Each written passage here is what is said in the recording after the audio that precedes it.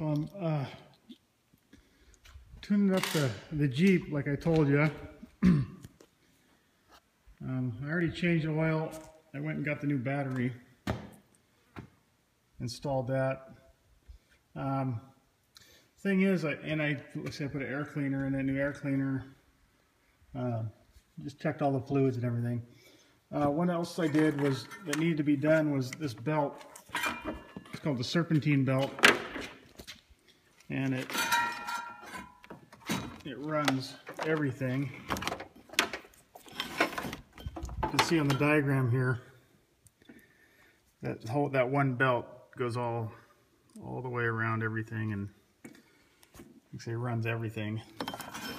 And probably could have went a little longer, but if you see the cracks in there, it's okay if there's a few, but this is cracked up pretty well. And I would say if you were selling it, I wouldn't worry about it. But since your daughter's going to be driving it, I think it's smart to change this belt. It's like 30 bucks, and it could save, you know, a lot of time and trouble if it was to break. So anyway, so I don't know how well you can see that, but you can see those cracks, can't you? Anyway, it's cracked up pretty good. And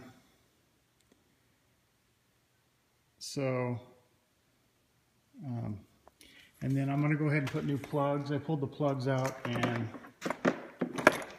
let's see, where are they at?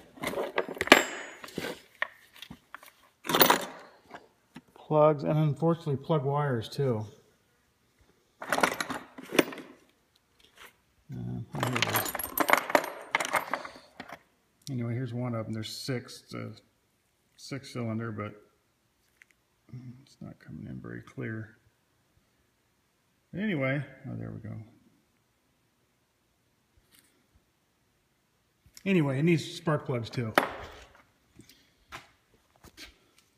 So, and like I said, spark plug wires.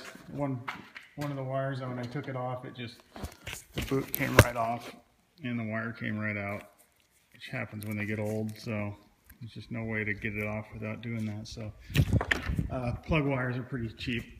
There's only 6 of them, and they're not very long. So anyway, already called. Santa Rosa Auto Parts has everything. They have the plug wires, they have the belt, and new plugs. Plugs are $2. Plug wires are like 18.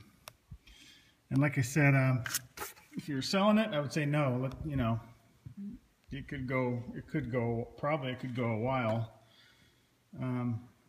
But since Ellie's going to be driving it, it could go a while. But then it also could break down in 2 months if that belt were to go. So anyway, I think it's stitching time. It's probably a good idea if you throw a couple bucks into it so she doesn't break down the side of the road somewhere. So I didn't do the tires yet because I didn't do the smog yet. I went in and do the smog, and it couldn't smog it because the battery was dead. And it does this thing that I forgot how he explained it, but it keeps updates on stuff, and without the battery being charged, it loses those updates, so it won't let you smog it. The machine won't let you do it because it can't read what's happened the last month or what. I don't know. It was more complicated than it was more than I needed to know. All I knew is he said he couldn't smog it until I got the new battery.